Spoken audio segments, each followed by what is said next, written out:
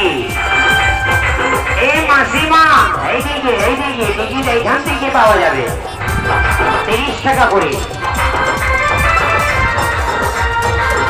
আপনাদের চিন্তা ভাবনা করবেন না দিদিমা, চিন্তা ভাবনা করবেন না, টিকিট এইখান থেকে পাওয়া যাচ্ছে। এই কোম্পানি আপনাদের শহর থেকে প্রথমবার এসেছে, নতুন ফিল্ম নতুন প্রোগ্রাম।